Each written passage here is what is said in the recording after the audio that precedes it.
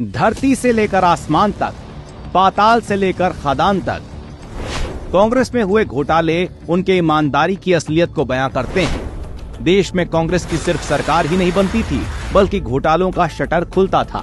केंद्र ही नहीं, जिन जिन राज्यों में कांग्रेस की सरकार रही, वहां जमकर घोटाले हुए।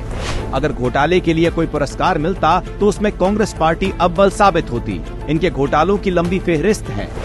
आजादी के बाद सबसे पहला जीप घोटाला 1948 में जीप घोटाला सामने आया था।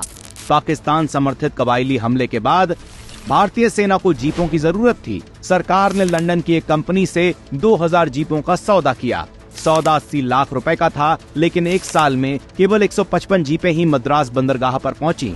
इनमें से ज्यादातर जीपें तय मानक पर खरी नहीं उतरी। फिर यहीं से शुरू हुई घोटालों की कहानी ने रुकने का नाम ही नहीं लिया। एक के बाद एक घोटाले कर कांग्रेसियों ने देश को लूटने में कोई कसर नहीं छोड़ी।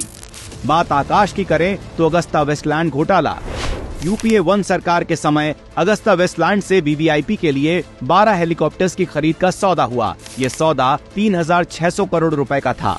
जब इसमें 360 करोड़ रुपए की रिश्वतखोरी की बात सामने आई तो यूपीए 2 सरकार ने सौदा रद्द कर दिया। खदान में 1,86,000 करोड़ का कोयला घोटाला।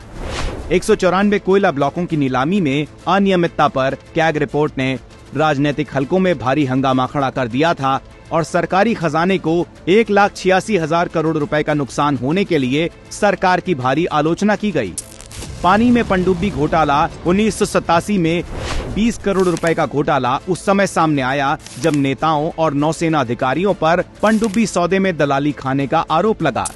तो वहीं 2,500 करोड़ का चावल घोटाला कर देश के जरूरतमंद लोगों के हक पर डाका डाला गया।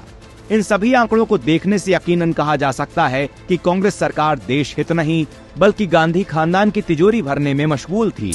गरीबी हटाने के बजाय गरीबों को हटाने वाली सरकार सिर्फ घोटालों में व्यस्त रही। जितना पैसा घोटाला कर कांग्रेसियों ने अपने खजाने भरे, उससे देश की तमाम समस्याओं से निपटा जा सकता था। आज घोटालेबाज कांग्रेस की हकीकत से जनता वाकिफ है।